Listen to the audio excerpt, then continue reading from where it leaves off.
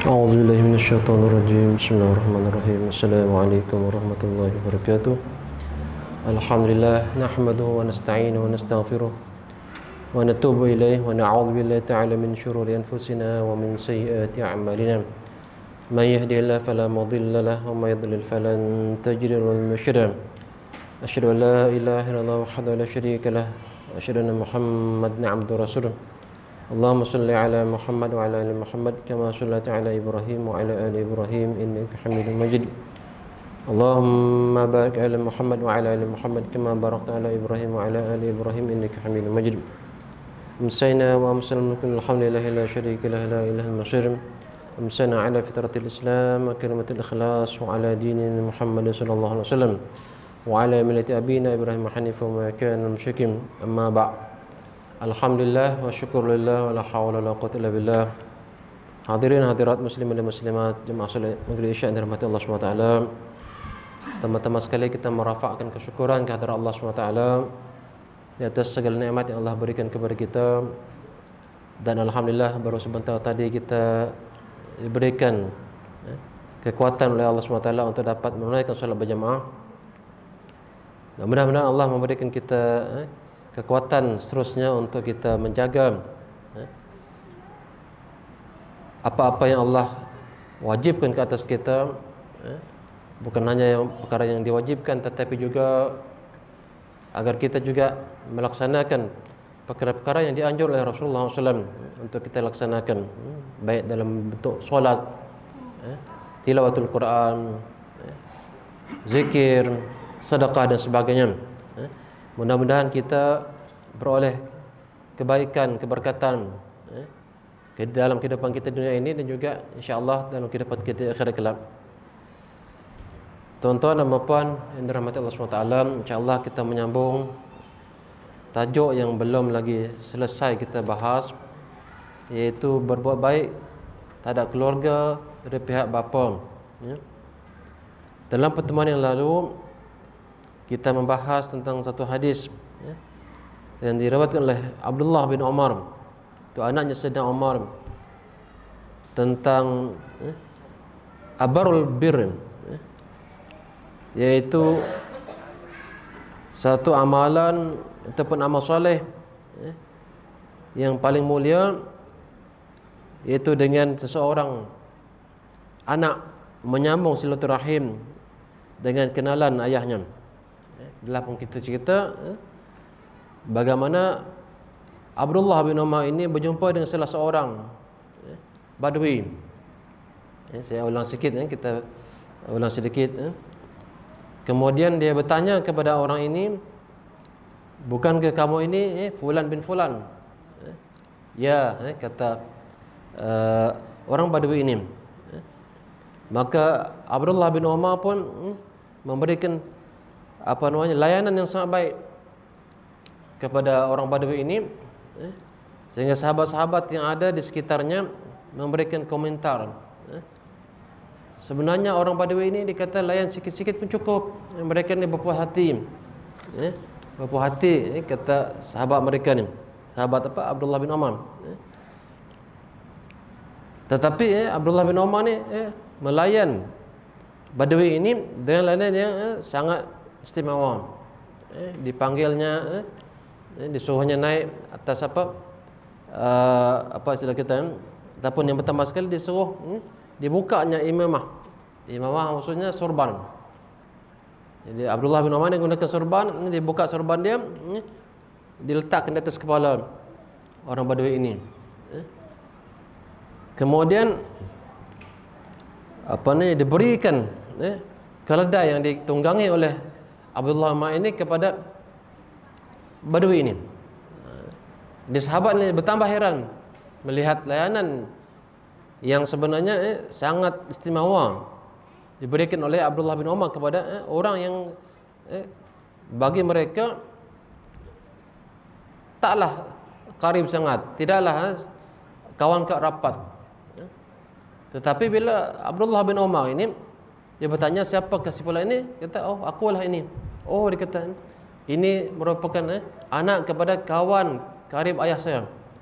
Orang Badui juga maksudnya Umar ini dia ada kawan yang rapat dulu, itu orang Badui, dan kawannya ini punya anak, iaitu anak ini adalah segenerasi dengan Abdullah, itu anak Sayyidina Umar.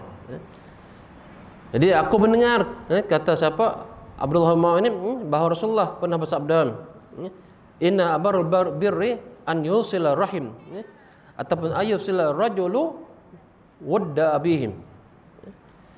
Jadi dia kata, dia mendengar satu hadis di mana Rasulullah bersabda ni, sesungguhnya di antara bakti ataupun amal soleh yang paling mulia adalah seseorang menyambung silaturahim dengan kenalan ayahanda. Itu seorang anak menyambung silaturahim terhadap kenalan ayahnya ataupun kawan ayahnya. Jadi cara menyambung silaturahim itu berbuat baik kepada dia. Dalam hadis ini Abdullah bin Umar dia memberikan hadiah. Pertama sekali dia bagi imamah itu sorban. Yang kedua dia bagi hadiah keledai. Pada zaman itu keledai itu mahal. Merupakan tunggangan yang memang digunakan pakai oleh orang Arab. Kuda, keledai, unta. Tiga jenis ini memang biasa digunakan. Selain itu jarang. Bot jarang. Kereta memang tak ada. Belum lagi zaman tu ada kereta lagi. Apalagi yang lebih mewah daripada itu belum ada. Jadi keledai itu merupakan keledai yang maksudnya digunakan pakai selalu oleh Abdullah bin Umar ni. Kadang-kadang dia naik unta, dia kadang kata bosan naik unta ni, dia keledai. Sebab naik unta ni dia perlu skill. Kita tengok unta di tinggi kan ni, macam mana nak naik atas tu? Dia suruh turun dulu unta ni. Apa itulah kata unta ni dia akan bengkokkan dia punya kaki depan ni, dia turun so dia duduk ke bawah lepas tu orang pun naik atas, lepas tu dia bagi isyarat, lepas tu dia naik lagi. Memang dia perlu kepada kerja sikit. Kalau keledai tak senang sebab dia rendah naik. Jadi Abdullah bin Umar ni kadang-kadang dia naik unta, kadang-kadang dia nak ubah angin sikit, ubah selera dia naik keledai. Dan keledai yang dia guna selalu ini inilah yang diberikan kepada anak kawan ayahnya. Jadi bila sahabat-sahabat melihat macam ni, mereka pun kata macam ni, macam tak perlulah buat macam tu, buat bagi yang sikit-sikit pun okey, dia boleh terima kata. Jadi Abdullah bin Umar hanya cerita bahawa inilah di antara sabda Rasulullah SAW mengatakan ini kata. Oh, rupa-rupanya apa yang dibuat oleh Abdullah bin Umar ini merupakan suatu apa istilah kita sunnah Rasulullah SAW, anjuran Rasulullah SAW. Itu jadi itu yang telah saya sebut beberapa minggu yang lalu lah. 2 minggu saya tak hadir kurang sihat. Jadi apa yang kita boleh ambil pelajaran daripada hadis ini, di antara bentuk kebaktian ataupun amal soleh seorang anak kepada orang tuanya ataupun ayah atau ibunya adalah mencintai sahabat dan kerabat bapaknya ataupun sahabat bapaknya telah ia meninggal dunia. Bermacam-macam cara boleh digunakan ataupun dilakukan. Bercakap, bersembang dengan dia, ajak dia minum, bagi hadiah, menghibur hati dia, mengembirakan dia, bagi hadiah lah, bagi apa buah-buahan. Kalau sekarang musim buah, buah dabe, bagi. Tapi itu bukan orang Arab lah, kita lah ada buah dabai, bagi buah dabai, rambutan, durian bagi durian. Kalau tak mampu nak bagi tu, buat lain yang baik, udah dia bercakap dengan dia, apa khabar pak cik, yang lama kita tak jumpa. Dulu ayah memang selalu bercakap tentang pak cik. Kita bagi dia kata-kata yang baik, yang menyenang hati dia. Memang dulu kita memang ayah engkau tu memang baik orangnya. Dia kalau dengan saya tu memang dia selalu bagi ini, bagi itu, bagi nasihat. Memang semenjak ayah engkau meninggal dunia, kata memang aku macam kehilangan. Dia kata macam tu, dia kata kehilangan. Saya pernah cerita kepada, saya pernah jumpa dengan kawan ayah saya lah. Ayah saya dah meninggal dunia kan.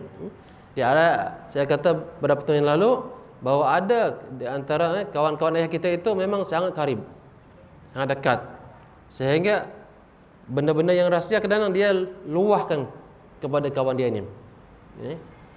Jadi kawan ayah saya ni memang ada yang memang di antara yang saya tahu memang sangat rapat. Di situlah dia bercerita kalau dia sakit, dia call orang ini dulu. Kalau saya tak ada di kampung lah. Ada kawan-kawan yang nampak rapat, dia tak call. Dia tak telefon. Ini dia kata, boleh tak tolong saya ni, saya nak pergi Sibu, saya nak pergi nak berubat. Dia call ini. Saya tahu inilah orang pendapat. Bila saya jumpa dengan dia, memang dia akan cerita tentang ayah saya. Ayah kamu, dia kata memang baik. Masya-Allah, banyak saya belajar dengan dia. Memang saya kehilangan sungguh, dia kata. Dia cerita macam tu. Jadi saya pun cerita, walaupun saya tak bagi apa-apa. Bahkan dia yang selalu bagi kepada saya. Dia ni tauke tempe, tauke tempe, tauke apa tahu. Kalau di muka lah. Tauke apa lagi. Banyak yang dia jual, suka. Dulu dia kerja JKR. Jadi saya nak bagi pun ada juga saya bagi, tapi dia banyak bagi kepada saya. Sepatutnya saya bagi banyak kepada dia. Tapi banyak bersembang dan dia suka. Kalau bersembang tu memang tak cukup 5 minit, biasanya setengah jam, 1 jam. Kalau hari raya berjalan ke rumah dia, memang dia cerita tentang ayah saya aja. Kita pun dengar aja. Dia seronok, nostalgia dia dengan kawan dia. Jadi kita kena hubungkan baik, hubungkan balik, maksudnya hubungan yang sudah ada dulu, jangan sampai dia terputus disebabkan oleh ayah kita meninggal ataupun ibu kita sama. Jadi Islam menyuruh kita ni hubungkan balik. Maksudnya kita dapat pahala. Ayah kita sebenarnya di alam barzakh itu dia tak tahu apa yang kita buat. Tetapi melalui orang yang meninggal, dia tanya tu, macam mana si fulan? Mana si fulan? Oh, dia ada. Ayah, dia kata anak kamu tu baik dengan kawan kamu gitu. Dia seronok di alam barzakh tu. Dia seronok. Itu Kalau dia yang sebaliknya, dia sedih. Sedih dia kata, tak. Macam mana ni boleh macam ni berlaku kawan baik saya ni anak saya tak lain dengan baik. Dia lagi dia tak, memang dia tak dengar, dia bawa di alam barzakh, alam terdinding. Tetapi ada orang meninggal, orang kat sekampung ataupun dekat dia akan tanya tu, dia berjumpa, roh-roh ni berjumpa di alam barzakh. Dia bertanya, macam mana si fulan, macam mana keluarga saya? Dia kata baik mereka ni, mereka yang jaga solat, mereka ni suka bersedekah, mereka ni suka menjaga silaturahim, menghubung silaturahim.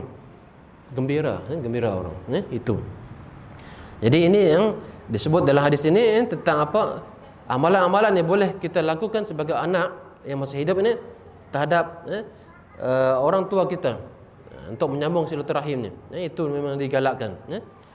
Kemudian penjarahan yang kedua, berbuat baik kepada orang tua setelah mereka meninggal adalah dengan berbuat baik dan menyambung silaturahim terhadap sahabat-sahabatnya.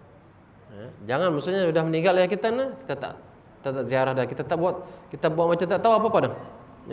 Ataupun kita berkelahi dengan mereka ataupun bermasam muka dengan mereka, itu lagi tak elok. Jadi yang terbaik adalah kita hubung ke seluruhnya, mesti kita berhubung mereka ni, ziarah walaupun tidak tahrim. Selalulah datang ziarah. Kalau ada kemampuan untuk bagi hadiah tu, bagilah hadiah. Ni pak cik sekadarnya saja ni ialah musim buah ni, saya bawa lah buah durian ni. Seronok dia kata, walaupun dia kata aku tak makan sangat durian ni, yalah aku ni sakit jantung ke apa dia kata, tapi tak apalah, bagilah. Kita bagi pada anak dia ataupun makin sikit dia gembira, kita bagilah benda-benda yang orang suka. Apalah kadang-kadang orang suka nak bagi air tebu. Ada di Bintulu ni ada kawan saya tu, memang dia suka bagi air tebu yang dia tanam sendiri, lepas tu dia perah sendiri, kata dia bagi satu botol besar 1.5 liter. Jadi kalau kita mampu nak buat, bagilah. Sesuatu yang menyenangkan orang lain, terutama kawan-kawan kepada ayah ataupun ibu kita. Tengok lagi hadis yang kedua malam ini. An Abi Usaid Malik bin Rabi'ah As-Sa'idi radhiyallahu anhu qala baina nahnu julusun 'inda Rasulillah sallallahu alaihi wasallam ja'a rajulun min Bani Salamah faqala ya Rasulullah hal baqiya min birri abawayya syai'un abarruhuma bihi ba'da mautihima faqala na'am as-salatu 'alaihima wastighfaru lahumā wa inqadhu 'an ahdihima wal inqadhu ahdihima wasilatur rahim allati la tusalu illa bihima wa ikramu sadiqihima rawahu Abu Daud. Daripada Abu Usaid Malik bin Rabi'ah As-Sa'idi radhiyallahu anhu, dia berkata Pada suatu ketika kami semua duduk di sisi Rasulullah SAW. Sahabat-sahabat ni memang mereka ni suka, memanglah sahabat Nabi. Kalau kita baca sirah kehidupan mereka ni, orang yang telah memeluk Islam ni memang mereka akan jatuh cinta kepada Rasulullah, sangat mencintai Rasulullah. Tak ada orang yang memeluk Islam lepas tu dia buat tak tahu dengan Rasulullah ataupun tak sangat mencintai Rasulullah, tak ada. Semua sahabat disebut sahabat ni bila mereka memeluk Islam. Mereka jumpa Rasulullah, mereka beriman kepada Rasulullah, itu disebut sebagai sahabat. Bila mereka memeluk Islam saja memang mereka akan mencintai Rasulullah dengan kecintaan yang sepenuhnya. Itu yang disebut dalam sejarah bagaimana bukti cinta mereka kepada Rasulullah SAW. Jadi mereka selalu duduk Rasulullah ni, mereka dengar nasihat Rasulullah. Itulah hadis. Itulah hadis sebenarnya. Jadi dalam hadis ini dikatakan sahabat-sahabat ni duduk di sisi Rasulullah SAW mendengar. Bahkan mereka ni bila mereka 2-3 hari tak datang, mereka rasa rindu sangat. Mana Rasulullah ni? Nak jumpa Rasulullah. Kita tak jumpa orang seperti Rasulullah. Kita tak pernah jumpa. Memang tidak akan jumpa lah, kecuali jumpa setelah hari kiamat kelak. Mudah-mudahan kita berjumpa dengan Rasulullah setelah hari kiamat kelak, itu bersama orang-orang yang beriman. Itu yang kita harapkan. Kalau tidak bersama orang beriman, memang orang kafir lah. Sebab manusia ni dua saja nanti di akhirat. Orang beriman dan orang kafir, yang bahagia atau celaka. Di dunia ini memang ada yang kafir dan beriman, ada. Tapi tidak nampak ketara. Mereka boleh hidup bahagia orang kafirnya. Tapi di akhir nanti orang kafir ni tak ada lagi dah harapan untuk hidup bahagia. Jadi kita mengharap bila jumpa Rasulullah nanti kita berjumpa dan mendapat syafaat baginda. Itu kita dapat minum daripada tangan Rasulullah SAW dari Telaga Kausar. Siapa yang dapat minum daripada Telaga Kausar ini tidak akan pernah dahaga selama-lamanya. Nanti dalam syurga dia tidak akan dahaga. Tetapi maksudnya walaupun begitu, dia juga minum dalam syurga, menikmati minuman dalam syurga ni. Minum araknya, susunya, madunya, yang dicedok oleh para wildan mukhalladun. Wildan mukhalladun maksudnya pelayan-pelayan syurga. Pemuda-pemuda yang menjadi pelayan dalam syurga. Itu anak-anak orang-orang beriman atau anak yang belum balik, mereka meninggal dan mereka dibangkitkan di hari kiamat kelak menjadi pelayan-pelayan dalam syurga. Mereka cedok dengan pialanya, dengan gelasnya daripada emas dan perak, diberikan kepada ahli syurga ni. Tetapi mereka bukanlah dahaga. Tapi ini mereka menikmati minuman tersebut, sangat menikmati minuman tersebut. La yusaddauna anha wa la yunzifun. Disebut dalam surah Al-Waqiah. Mereka ini minum ni, mereka tidak rasa pening dan tidak juga mabuk. Ini menandakan bahawa mereka ini minum arak. Tetapi arak ini tidak menyebabkan mereka pening ataupun palau, bahasa kita palau, dan tidak juga mabuk.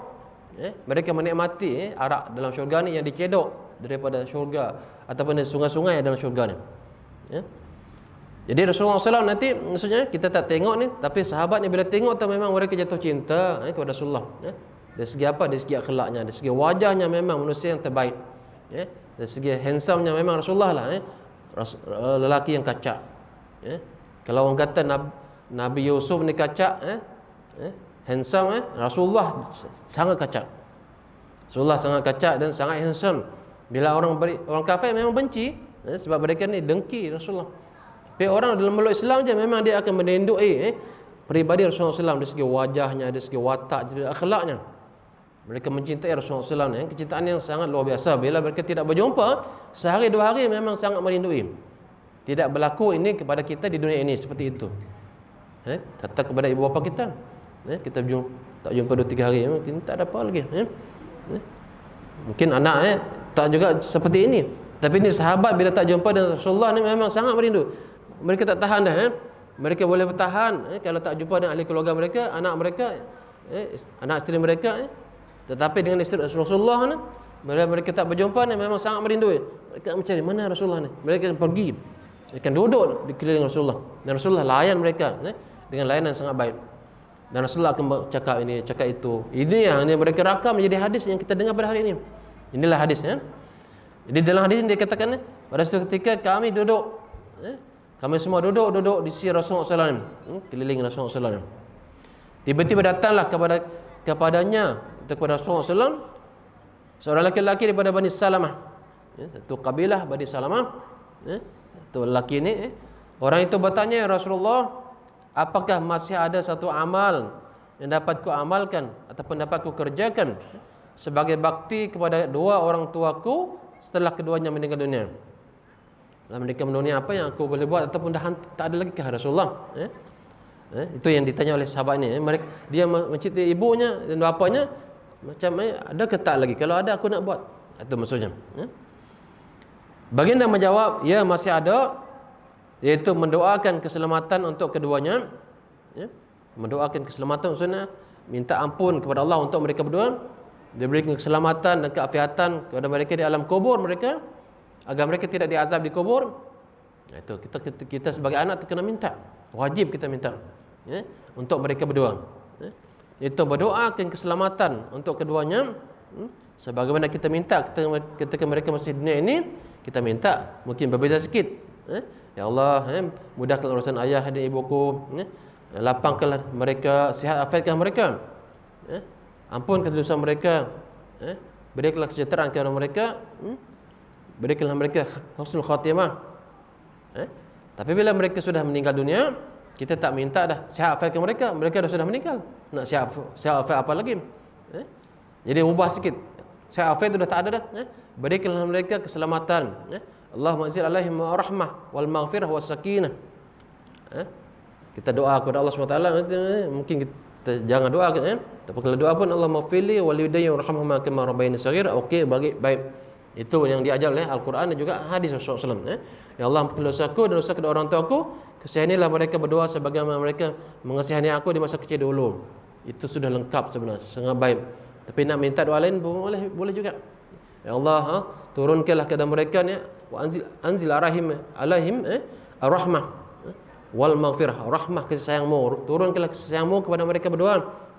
Wal maghfirah, dan keampunan, was sakinah, dan ketenangan. Orang ahli kubur tu minta mengharapkan ketenangan. Kita tak tahu apa yang berlaku di alam kubur. Cuma kita baca hadis-hadis Rasulullah kita tentang hakikat kehidupan alam kubur ni sangat menakutkan. Dan ada juga yang sangat menggembirakan. Itu di dalam kalangan orang-orang yang soleh, yang beriman, bertakwa kepada Allah. Para nabi, para mursalin, mereka orang hidupnya tenang.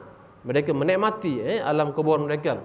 Sebab Rasulullah menyebut, sebab di antara hakikat alam kubur ni adalah raudatan min riyadhil jannah, taman daripada taman syurga, ataupun boleh jadi hufratan min hufarin niran, lubang daripada lubang-lubang neraka.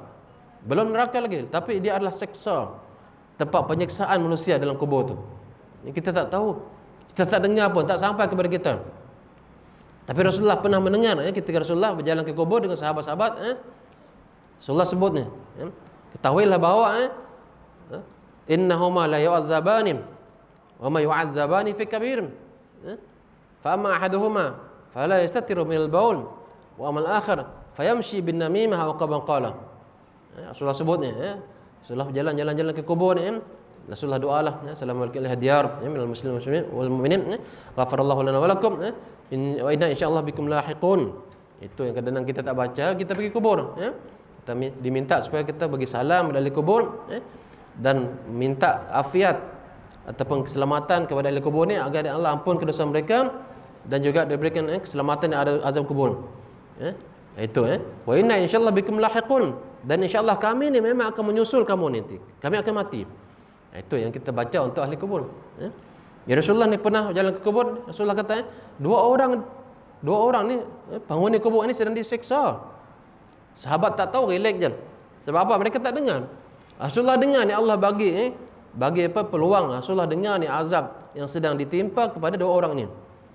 Innahuma la yu'adzabani wa ma yu'adzabani fi kabir.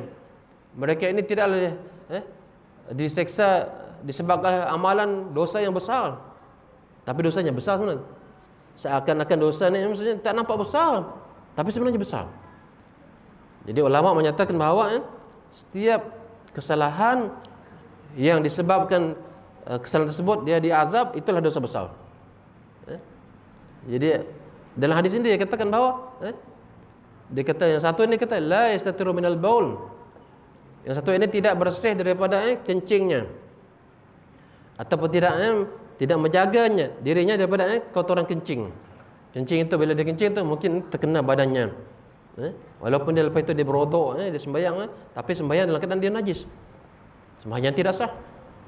Tak tengok Ataupun dia kencing ni, ulama ni bagi beberapa penafsiran tentang fala yastati'u minal baul. Dia kencing maksudnya dia tak tos dia punya kencing ni. Lepas dia kencing tu mungkin dia tutup terus, dia dah basuh dah tetapi dia menitis. Menitis di seluar ni, tak perasan. Ini yang paling bahaya ni, paling bahaya. Jadi itu kena kita sungguh-sungguh usaha supaya air kencing yang kita kencing ni tidak apa istilah kita memercik ke seluar kita. Sebab itu ada di antara orang ni bila dia balik ke tandas tu dia rasa was-was. Akhirnya dia tukar pakaian. Untuk mengelak daripada najis terpercik kepada kencing ni, kepada pakaian kita ni, maksudnya kita kena berhati, super hati-hati. Bila kencing ni jangan sampai kencing kita ni, bila orang kencing kepada mangkuk tu, kalau dia kena macam ni dia akan memantul balik. Dia kencing tu di tepi macam tu Lepas itu dia kena, kalau dia kata jangan kencing ni kena ini kalau ada rasa was-was tu maksudnya kita tukar pakaian. Tapi ada jenis orang ni was-wasnya lebih.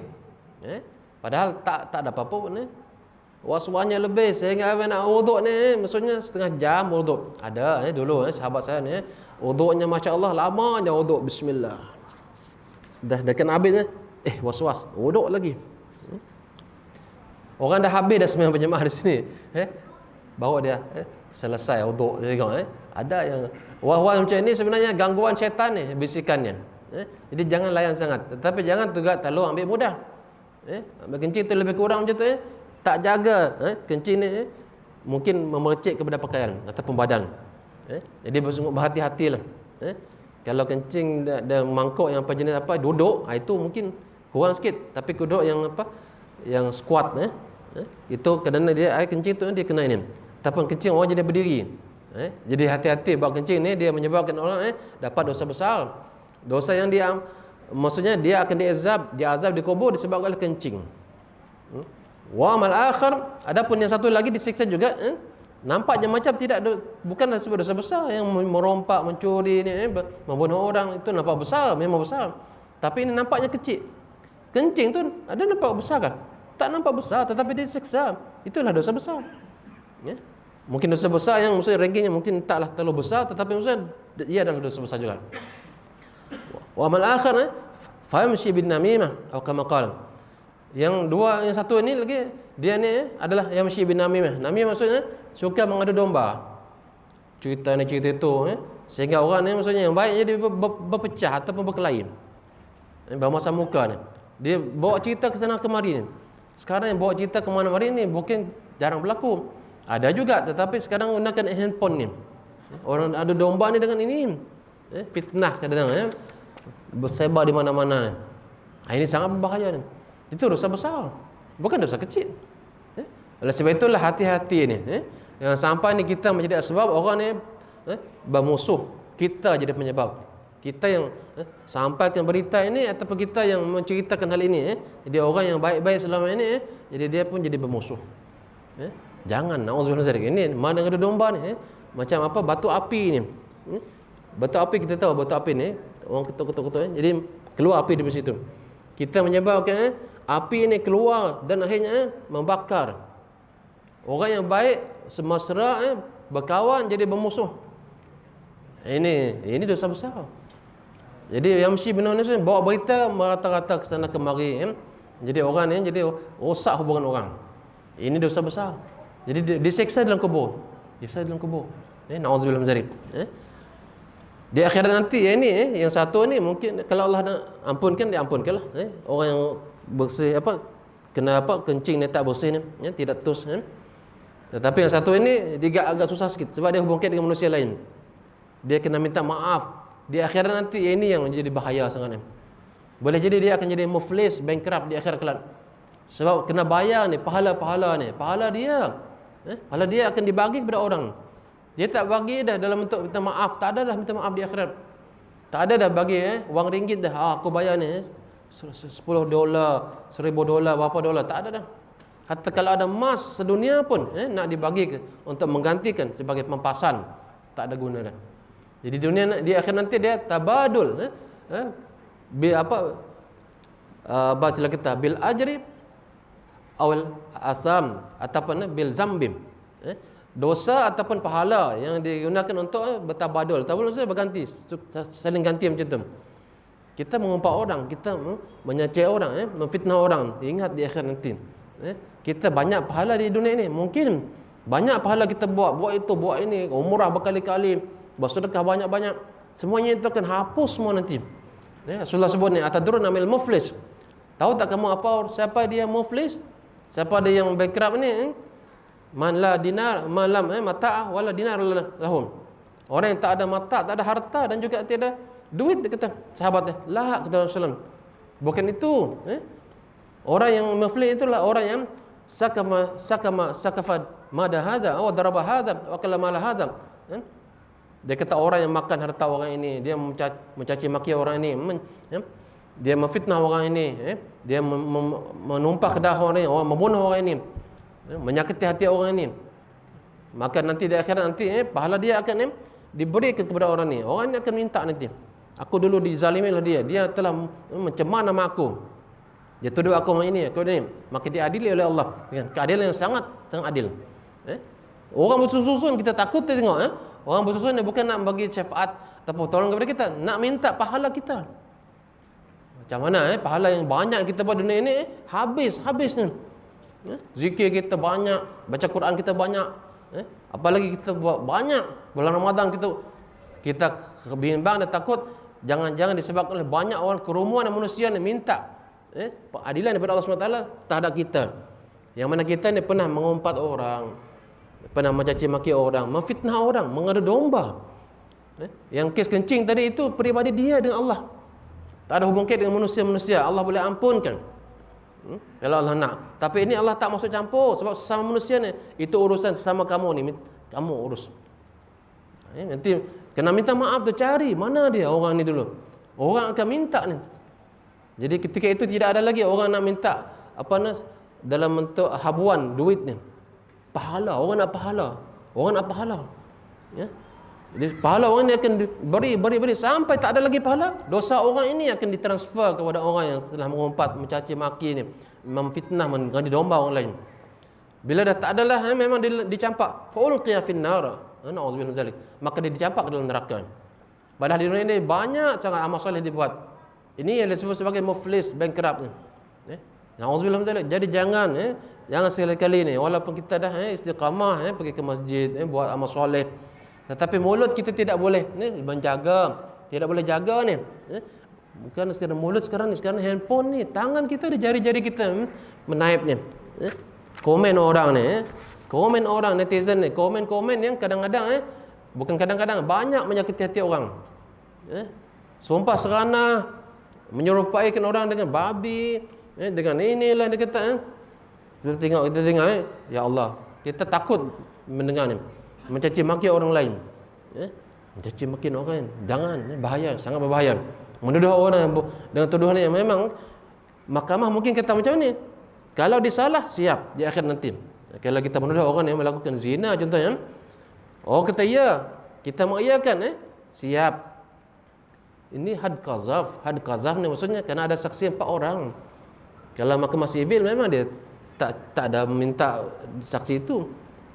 Tapi kalau mahkamah syariah, itu hukum Islam tu memang kalau hal zina ni dia kena ada saksi. Kita menuduh orang yang berzina, okey, mana saksi?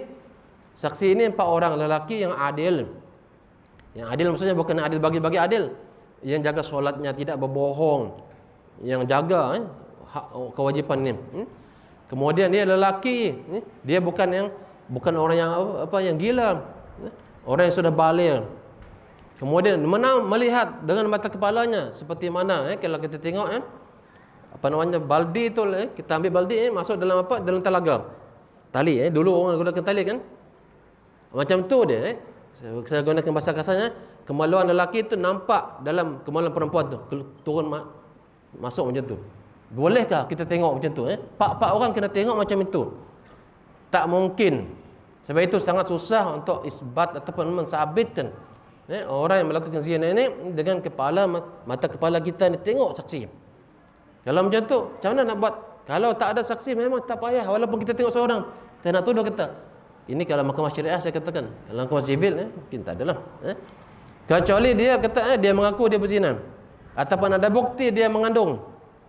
Tengok ada saksi tu, ada ikrar dia mengaku aku telah berzina. Tapi kalau tidak, itu maksudnya dia kena ada saksi 4 orang lelaki yang adil.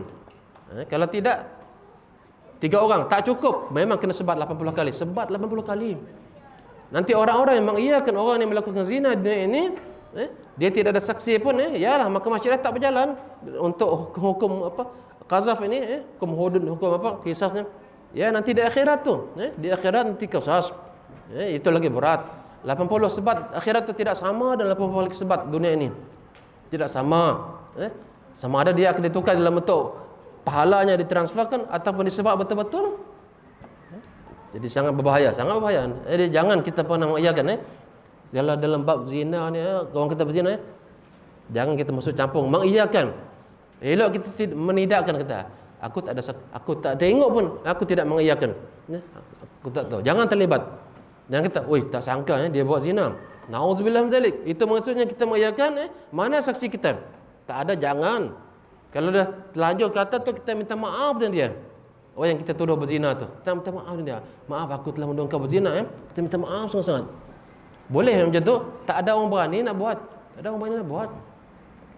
Jadi tidak mudah untuk menuduh orang buat-buat macam tu. Jadi begitulah. Jadi ini sangat berbahaya. Jadi jangan kita mudah terjebak dengan arus media sosial yang ada sekarang ini. Orang ni komen, kita pun komen. Kita orang sumpah serana, kita pun ikut sumpah serana orang. Nauzubillah min zalik. Malaikat tu tidak salah mencatat. Tidak akan lupa malaikat Raqib dan Atid ni mencatat setiap catatan kita, setiap lafaz pun ditulis. Jangan-jangan ini boleh memberikan keuntungan kepada orang ni, ditulis Kerana sebut Allah saja pun, satu kalimah pun boleh menyebabkan berat timbangannya. La ilaha illallah pendek boleh menyebabkan orang yang mendapat ganjaran pahala yang besar dan selamat daripada neraka kelak. Subhanallah bihamdi, subhanallah azim, pendek dicatat oleh malaikatnya. Allahumma shalli ala sayyidina Muhammad, pendek tetapi dia punya timbangan yang sangat berat. Kalimah-kalimah yang mungkin bukan kalimah dalam bentuk tulisan, yang kita sebagai netizen komen tentang orang ni, kita tengok kita tak puas hati, kita komenlah di situ. Nanti di akhirat nanti kena, tidak akan terlepas tidak akan terlepas kita daripada catatan malaikat Raqib dan Atid ini, dan akan dibalas ikut apa yang kita telah lakukan di dunia ini. Jadi sebab itulah kita alhamdulillah Allah bagi kita taufik dan hidayah untuk kita buat amal soleh, tapi untuk sama juga minta kepada Allah agar kita diberi taufik untuk tidak melakukan amal-amal yang menyebabkan kita ni jadi celaka. Soalnya kita buat benda ini merugikan diri kita sebab berhubung kait dengan manusia ni sangat berat. Mengumpat mereka. Mengumpat ni berat. Mengumpat ni bukan dosa kecil, dosa besar. Ulama menyatakan di antara dosa yang susah untuk kita ni bertaubat ni, boleh taubat tetapi kena berjumpa dengan orang yang kita telah umpat. Boleh tak? Boleh bagi jaminan kita dah umpat orang ni A, B, C, macam mana nak buat? Minta maaf kepada Allah. Tak, Allah tidak akan ampunkan kita dalam bab itu. Sebab kita kena pergi jumpa dia, minta maaf. Tak halal. Ya Allah, tolong saya pernah mengumpat engkau sekian-sekian, saya minta maaf sangat-sangat. Mungkin banyak kemungkinan akan berlaku. Sama ada kita kena tempeleng, sama ada kita akan jadi musuh kepada dia, ataupun dia minta maafkan kita. Alhamdulillah. Jadi berapa orang yang sanggup minta maaf seperti itu? Tidak ada, sangat sedikit. Jadi susah bila berhongkait kesalahan sama manusia ni, Allah tidak masuk campur. Oleh sebab itulah jangan kita terlibat dalam bab ini, mengumpat, mengadu domba, memfitnah, mencemarkan nama orang. Macam mana kita tak suka dicemar nama kita, orang pun tak nak suka. Tak suka sebenarnya. Apalagi itu adalah bukan realiti sebenarnya, tetapi fitnah yang dikembang-kembang oleh orang nak menjatuhkan image dia sehingga kita terjebak. Siap. Elok kita puji orang ni, tak apalah. Walaupun mungkin dia tak baik, kita puji tak apa, tak merugikan kita, bahkan kita tak berdosa. Daripada kita menjelek-jelekkan dia, memborokkan dia, memfitnah dia, siap.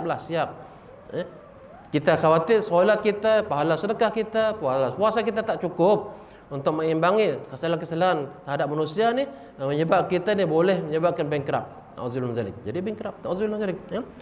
Jadi oleh sebab itulah maka buatlah yang terbaik. Jangan kita pernah ini. Jadi azab kubur ni memang pasti. Dan Rasulullah SAW pernah sebut ni kepada sahabat ni. Jadi orang yang sudah meninggal dunia ni, beberapa kita sudah meninggal dunia, itu banyakkan istighfar kepada mereka berdua ni. Itu berdoa kepada Allah SWT agar mereka diselamatkan. Allahumma ighfirli walidayya warhamhuma kama rabbayani shaghira. Setiap solat tu kena minta. Setiap solat kena minta. Bagaimana kita minta untuk diri kita, sebab itu digandingkan Allahumma ighfirli walidayya warhamhuma kama rabbayani shaghira. Kita tengok ni Allah SWT Rasulullah SAW buat macam tu. Allahumma ighfirli walidayya warhamhuma kama rabbayani shaghira. Dia ajar tu, Allah mengajar kita.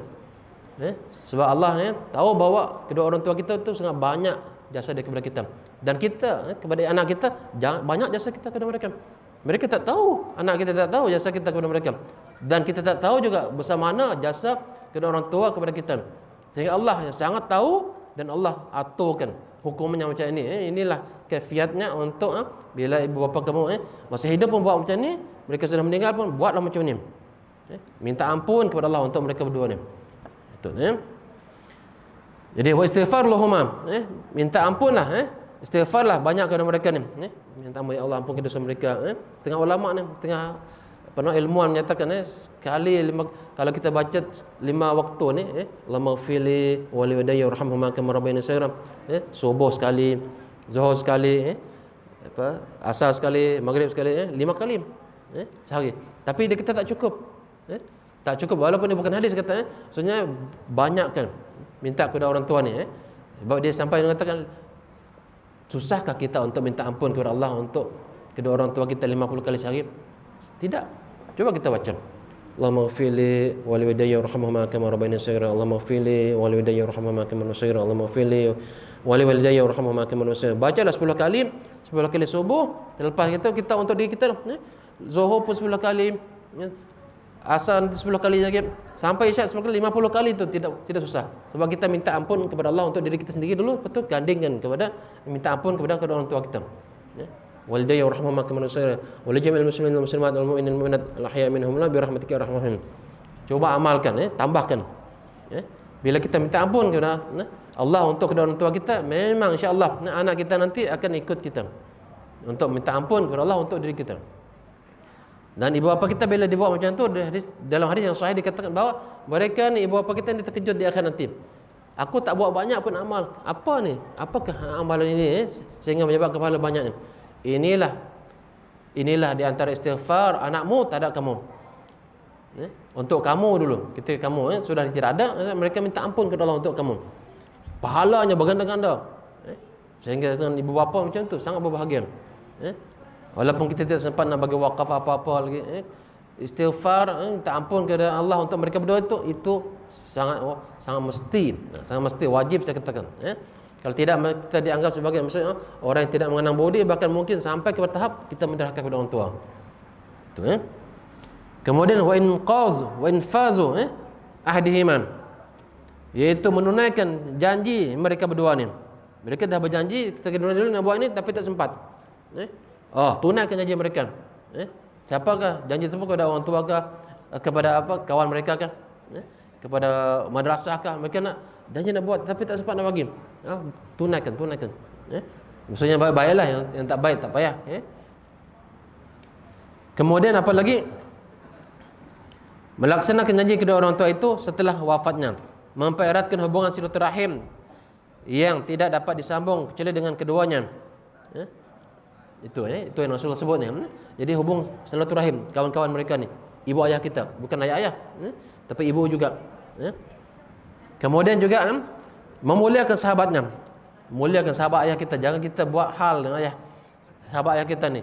Ayah kita baik sangat hubungannya. Bila ayah kita meninggal, kita buat hal.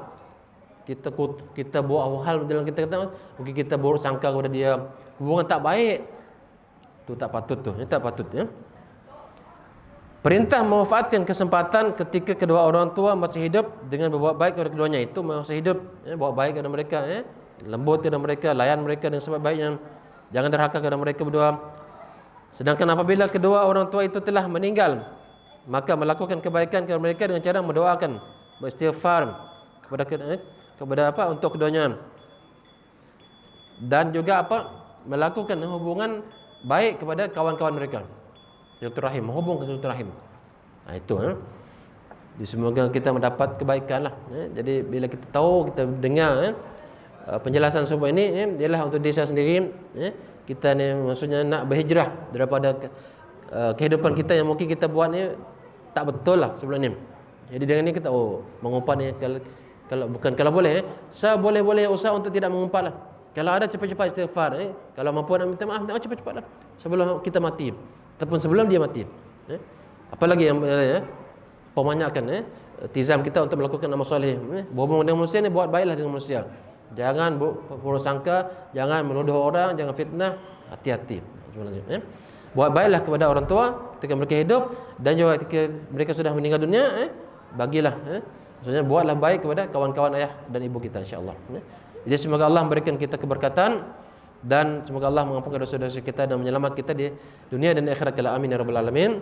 Terima kasih atas perhatian. Mohon maaf atas kekurangan. Subhanakallahumma bihamdika asyhadu an la ilaha illa anta astaghfiruka wa atubu ilaik. Bismillahirrahmanirrahim. Wal 'ashr innal insana lafi khusr illa allazina amanu wa 'amilus solihat wa tawassaw bil haqqi wa tawassaw bis sabr. Assalamualaikum warahmatullahi wabarakatuh.